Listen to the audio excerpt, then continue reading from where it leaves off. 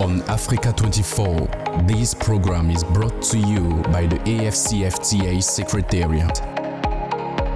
At a time when Africa is set to become the world's largest integrated trading area, it is time to speed up the implementation of protocols designed to remove the tariff and non-tariff barriers that are in the way.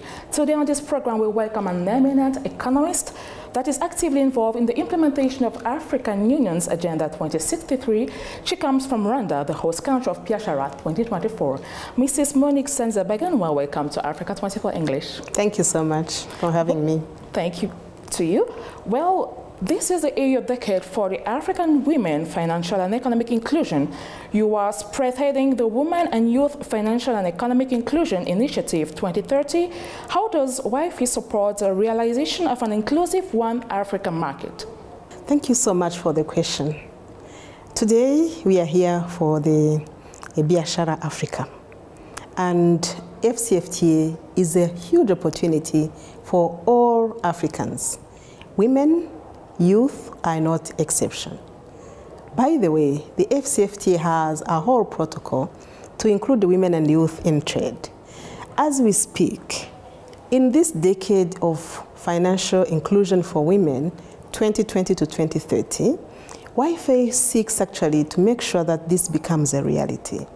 At the end of the decade, what will we have to say that this is the impact that has been created by our actions?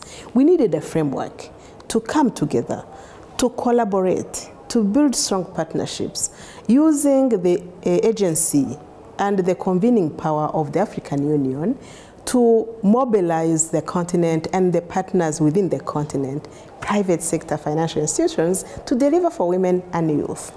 So we want actually cross-border trade to become a reality, not just a matter of talking about it in terms of potential.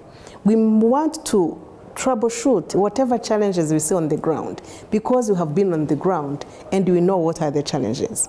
We want to produce plans of actions based on the challenges on the ground and put accountability to the players in the ecosystem to fix those issues. We want to move digital inclusion, access to finance.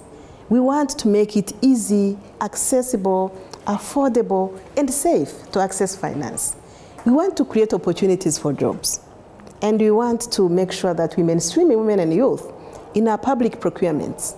How do we do it if we don't really come together and have a strategy that is pulling all of us together to deliver? So that is actually what we want to achieve with the WIFI. And we hope that we are making progress.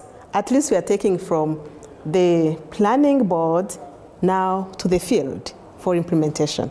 And I would like to meet you in February next year to tell you how much progress we are making on the ground. I hope to meet you there also. Your Excellency, Dr. Nsanzabaganwa, you are the first woman to hold the post of Deputy Chairperson of the African Union Commission, and your vision was summed up as ensuring implementation, efficiency, and accountability of the AUC for the Africa we want to realize. As you reflect on your journey this far, what are some of your proudest moments at the head of the institution, including on driving digital and financial inclusion? Oh, I would say that really, when I look back, one of the things that come outstanding is that at least and at last, an African Union reform is being implemented. That alone, it's huge, because we have had studies done and then books shelved. But within that, we have made tremendous progress. We have now a new commission that has been restructured, that has started to be operationalized. It started with 4 directors. Now we have more than 22 directors recruited to make sure that the whole team is up and running. We only have 4 directors remaining out of 25, just because we have re-advertised those positions for several times to meet challenges and the requirements of quota. We are now an organization that is now capable of financing its own operations. I commend member states for this progress. It wasn't easy. We have implemented the budget reforms that are making us proud. Of course, we still have challenges in terms of financing this organization sustainably. We still have a mechanism that was adopted to give us more resources, which is not yet uptaken by many. Only 17 countries are applying that one, the 0.2% levy, which is a mechanism, you know, is working in other blocks like in ECOWAS or otherwise. We still have to push through the definition and rationalization of our structures.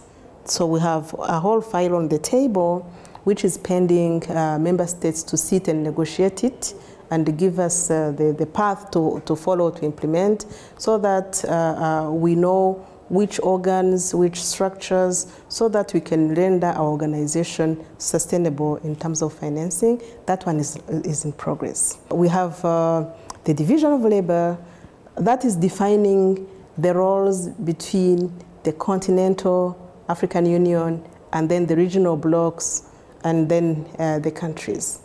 I'm also proud about how we are making, we are delivering on gender parity, because 50-50 commitment in that reform is a requirement, and we are achieving it as we recruit and populate these structures. I'm so proud about how we are coming together, indeed, on coherence. Agenda 2063 and its implementing frameworks is the first time we are talking about result-based management, which we are now starting to implement. All of those are really achievements that I can look back and be proud of. Digital transformation you mentioned. You know, we have managed to put in place structures that are allowing us to own our data with state-of-the-art infrastructure that is claiming our data sovereignty and our data resilience. That is really very, very important. Of course, we still have a long way to go, but at least when I look back, those are really some of the positive stories that I can see. Thank you very much for sharing all these achievements with us, and thank you for answering Africa 24's English questions. Thank you so much. Ladies and gents, please stay tuned to our programs. And if you want exclusive news, go on Africa24.com and on My Africa 24. Thank you very much.